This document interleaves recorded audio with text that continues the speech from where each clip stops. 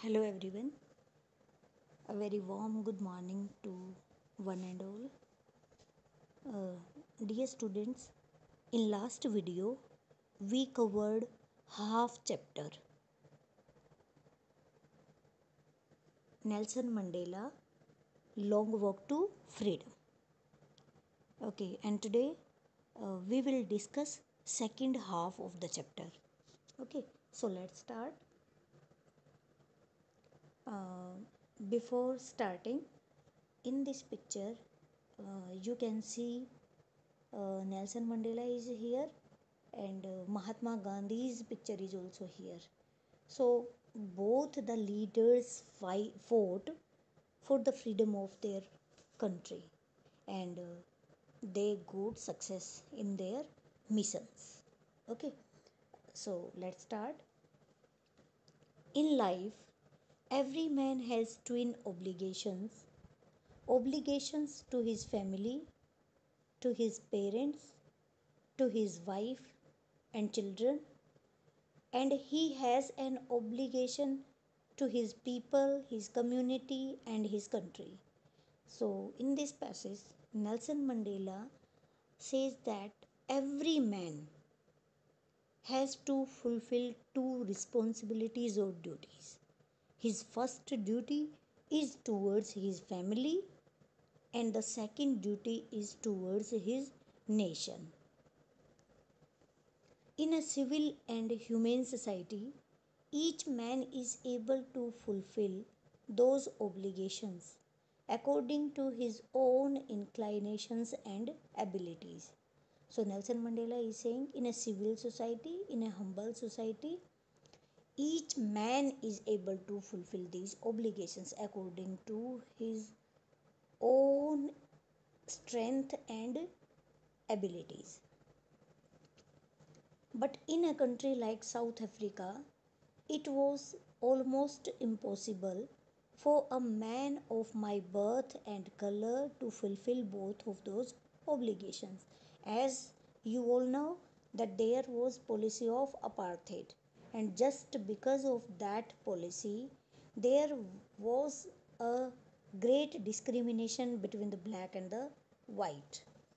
And he is saying that a man who was black,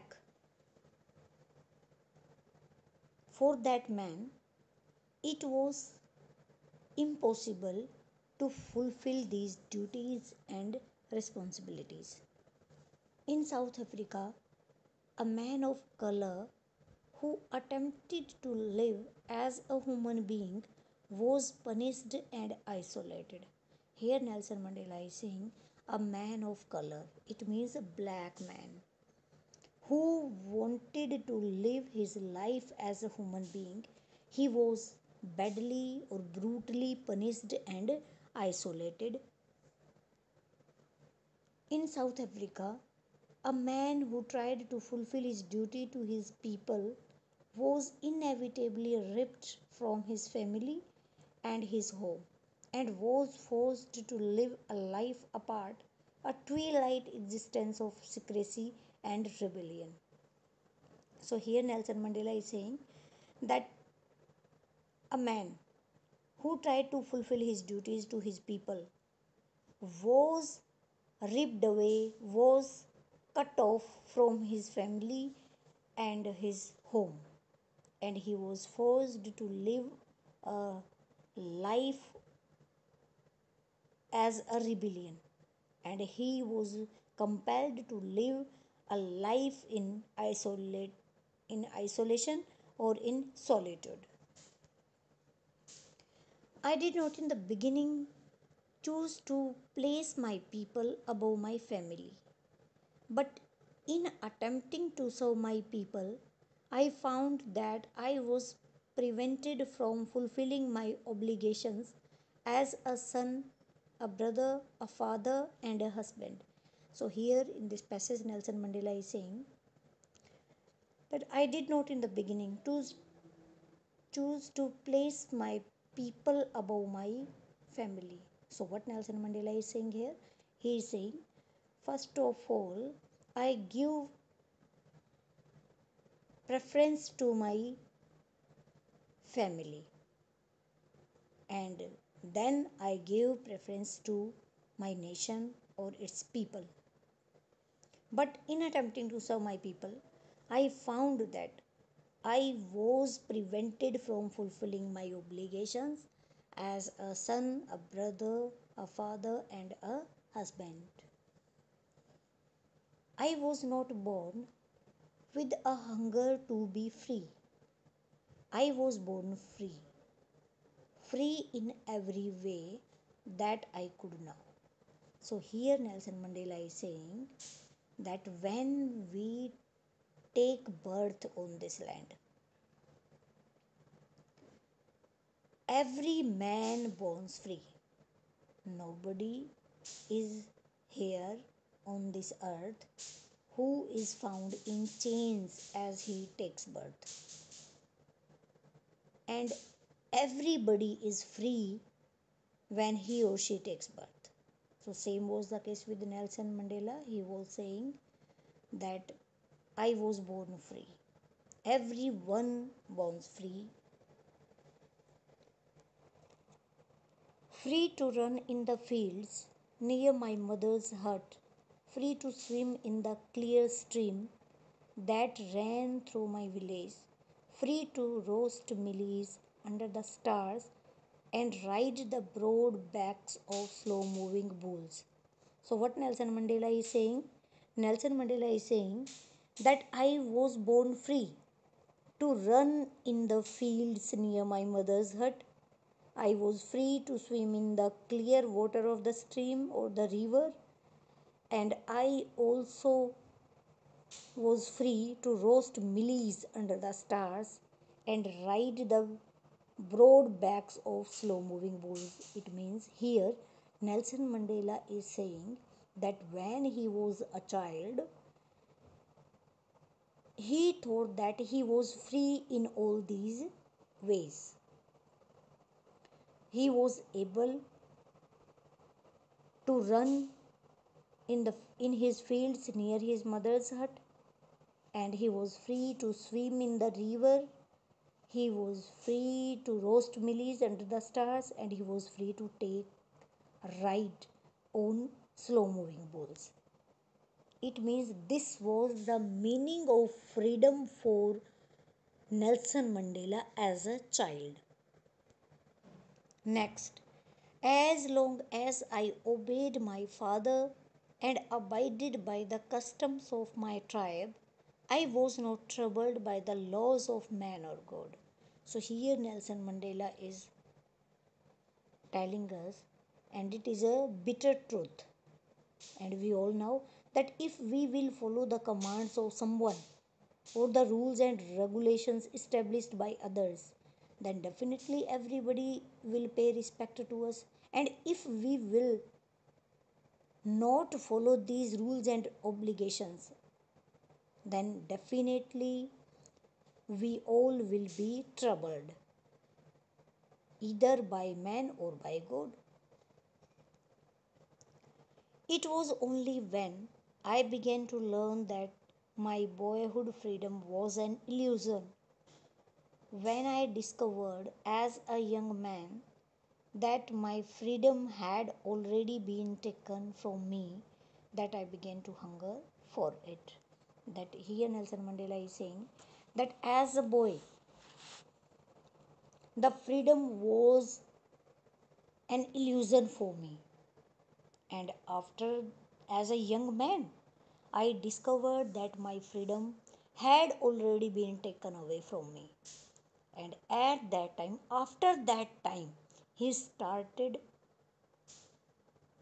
doing hard work, or he started making efforts to get freedom. At first, as a student, I wanted freedom only for myself, the transitory freedoms of being able to stay out at night, read what I pleased, and go where I chose. And as a student, what was freedom for Nelson Mandela? Nelson Mandela wanted freedom only for himself at that time, and the meaning of freedom was to stay out at night, to read the books which pleased him, and go where he chose. So this was the meaning of freedom as a student.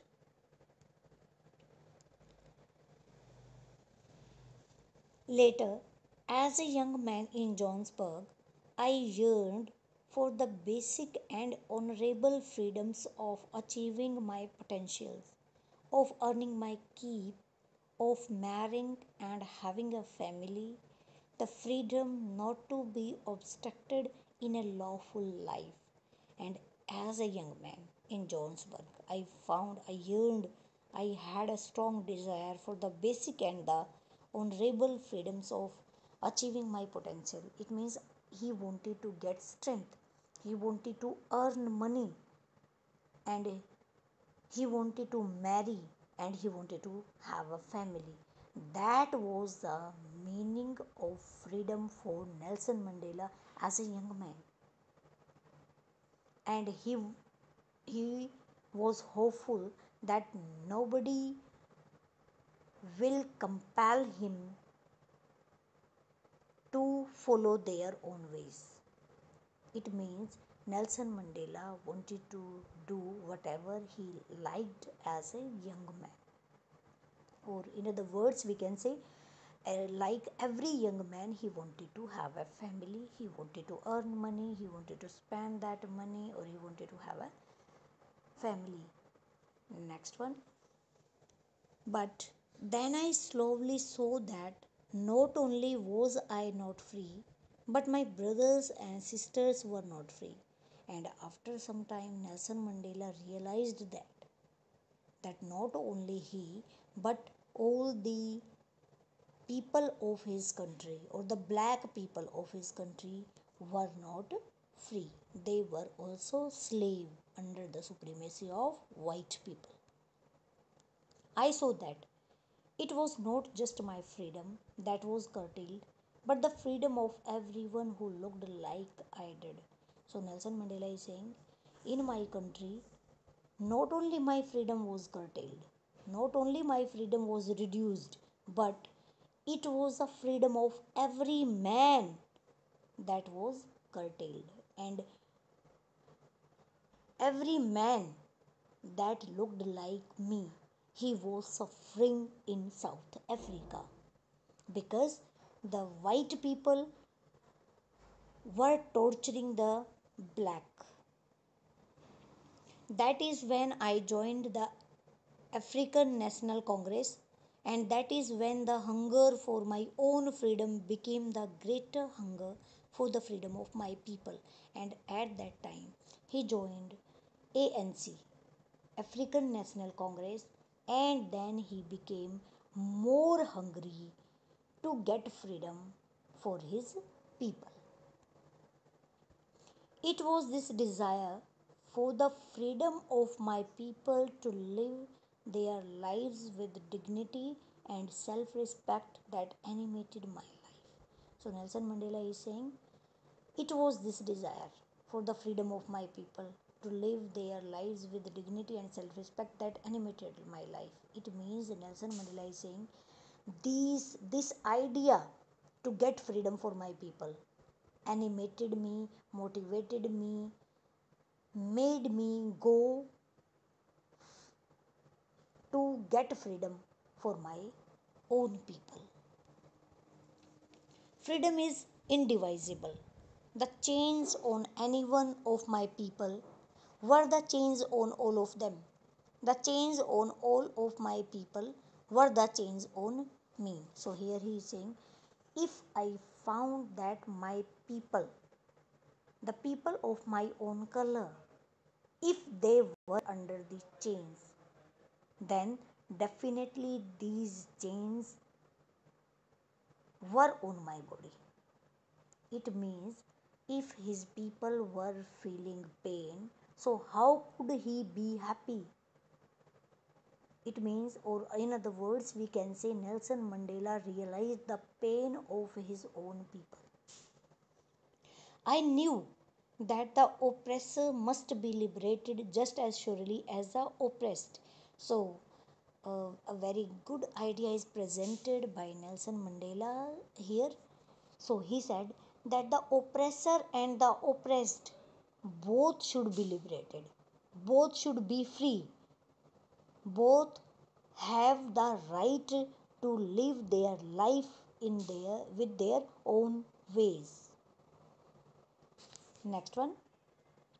A man who takes away another man's freedom is a prisoner of hatred.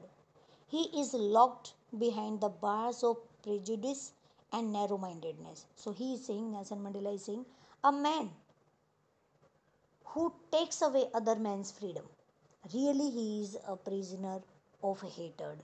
It means really everybody will start hate him.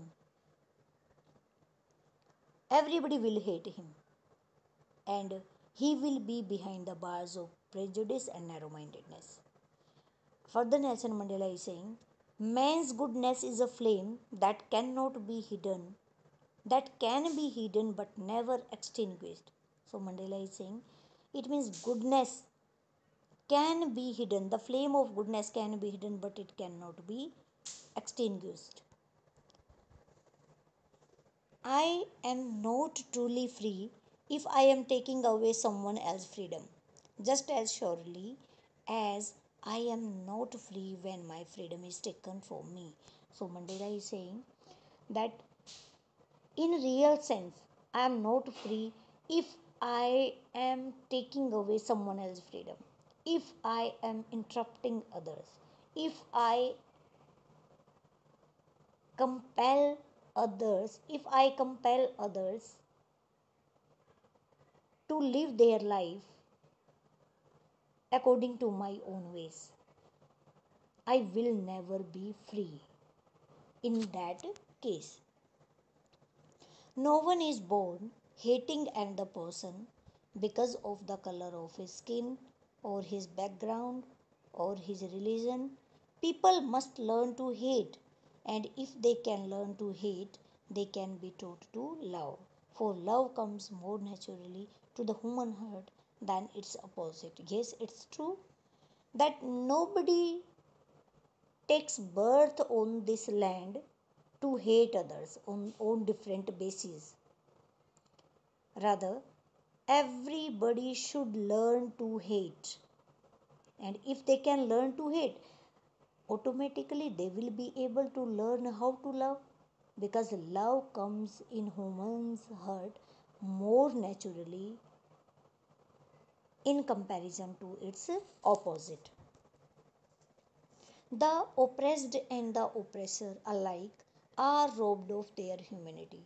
So, at the last, Nelson Mandela is saying that the oppressed and the oppressor alike, that the oppressor and the oppressor, they both are same, and they are robbed of their humanity. And if they are taking others' freedom, so definitely they will not be able to have the feeling of humanity in their heart.